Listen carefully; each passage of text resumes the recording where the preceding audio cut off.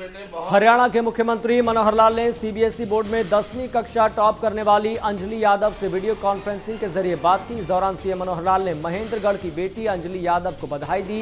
इसके साथ ही सीएम मनोहर लाल ने कहा कि हरियाणा सरकार अंजलि के परिवार को अगले 2 साल तक 20,000 रुपए महीने की वित्तीय सहायता देगी। सीएम मनोहर लाल ने कहा कि 12वीं के बाद देश के सबसे अच्छे संस्थान से MBBS का कोर्स कराने में भी हरियाणा सरकार मदद करेगी।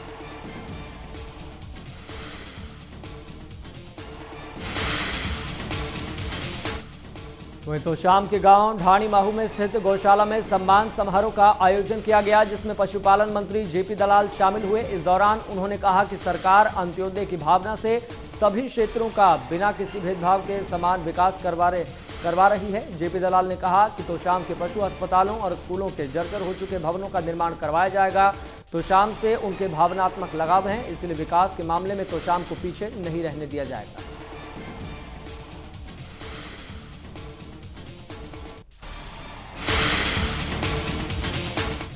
वहीं कुलदीप बिश्नोई के बीजेपी में शामिल होने की अटकलें तेज हो गई है। कुलदीप बिश्नोई ने दिल्ली में बीजेपी के राष्ट्रीय अध्यक्ष जेपी नड्डा से मुलाकात की। इस मुलाकात के बाद कुलदीप बिश्नोई के बीजेपी में जाने की खबरों को और हवा मिल गई है।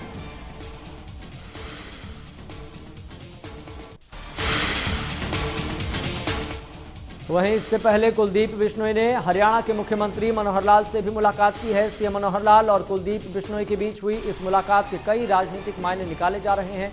कहा जा रहा है कि कुलदीप बिश्नोई जल्द ही बीजेपी में शामिल हो सकते हैं। हाल ही में उन्होंने केंद्रीय गृह मंत्री अमित शाह से भी मुलाकात की।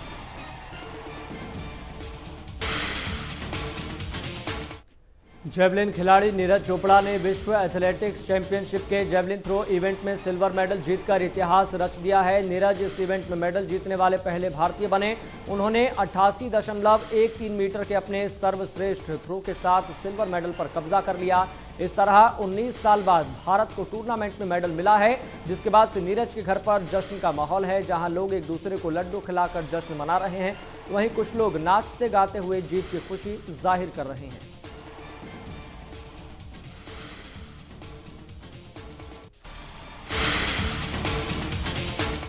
वहीं हरियाणा के गृह मंत्री अनिल विज ने वर्ल्ड एथलेटिक्स चैंपियनशिप में जेवलिन थ्रो में नीरज चोपड़ा के सिल्वर मेडल जीतने पर बधाई दी, जिसमें उन्होंने कहा कि वर्ल्ड एथलेटिक्स चैंपियनशिप में जेवलिन थ्रो में नीरज चोपड़ा ने सेकंड पोजीशन हासिल करके भारत का मान बढ़ाया है, हरियाणा का भी मान बढ़ाया है। उन्होंने कहा कि हरियाणा खिलाड़ियों की धरती है, हरियाणा ने बहुत मेडल जीते हैं।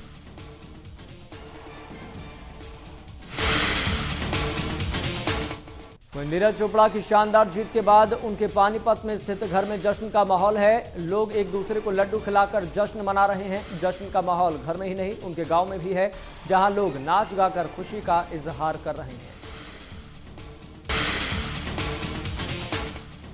हरियाणा के कई जिलों में हरियाणा लोक सेवा आयोग द्वारा आयोजित HCS की लिखित परीक्षा कड़ी सुरक्षा के बीच करवाई गई। HCS परीक्षा में भारी संख्या में परीक्षार्थियों ने हिस्सा लिया।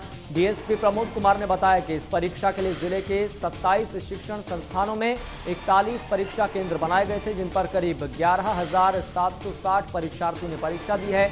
उन्होंने कहा कि परीक्षा में आने वाले परीक्षार्थियों के लिए पार्किंग की व्यवस्था की गई थी। शहर के कई इलाकों में एक तरफ ट्रैफिक को मंजूरी दी गई ताकि यातायात सुचारू रूप से चलता रहे।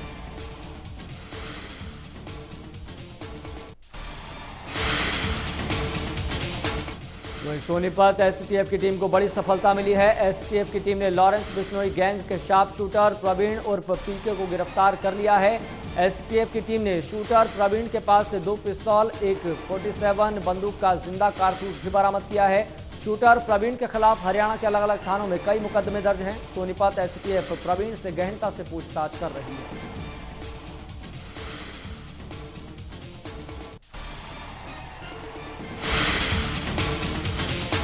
वहीं किसानों के लिए आए सब्सिडी वाले यूरिया सप्लाई में बड़ा घोटाला सामने आया। नेशनल फर्टिलाइजर विभाग की 11 टीमों ने यमुनानगर में एक साथ छापेमारी की है। वहां से जांच के लिए यूरिया के 16 सैंपल लिए गए। दरअसल विभाग को जानकारी मिली थी कि किसानों के सब्सिडी वाले यूरिया का प्लाईवुड फैक्ट्रियों में धड़ल्ले से इस्तेमाल हो रहा है।